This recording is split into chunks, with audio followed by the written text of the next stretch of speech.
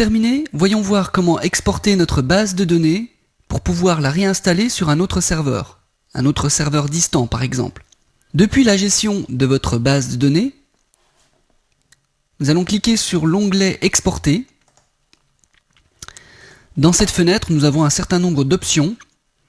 Nous pouvons par exemple sélectionner certaines tables, et non pas toutes les tables comme elles sont ici sélectionnées. Je pourrais par exemple décider d'exporter que la table film ou la table artiste. Je vais garder mes 4 tables. Puis nous avons un certain nombre d'autres options, comme intégrer les commentaires. Nous pouvons spécifier le type de fichier que nous voulons créer. Ceci peut être pratique si nous devons réinstaller notre base sur un serveur autre que MySQL. Nous allons laisser la case à cocher transmettre et nous allons exécuter cette exportation.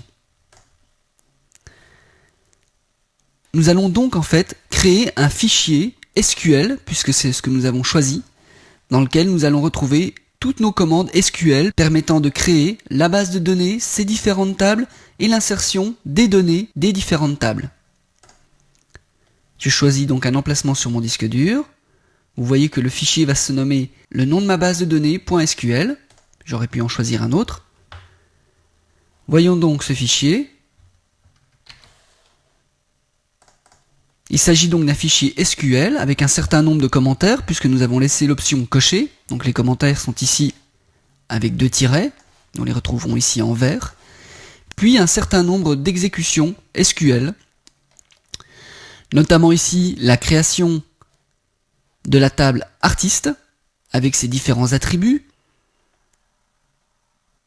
Ici par exemple la table film avec ses différents attributs également. Et l'insertion des données de la table film. Ce qui peut être intéressant, c'est d'intervenir directement s'il le faut dans ce fichier SQL pour modifier l'insertion des données par exemple, ou pouvoir réutiliser des portions de code SQL dans le but d'insérer d'autres données. Et surtout, nous allons pouvoir importer ce fichier SQL sur un autre serveur, sur une autre application PHP-MyAdmin, ce qui va nous permettre de créer automatiquement la base de données, ses tables et ses données.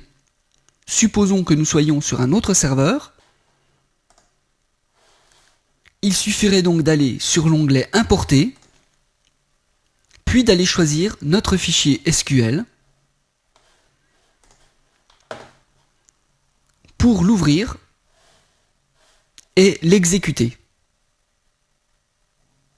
Ainsi, notre base de données serait créée, ses tables, ainsi que l'insertion de toutes les données associées à ces tables.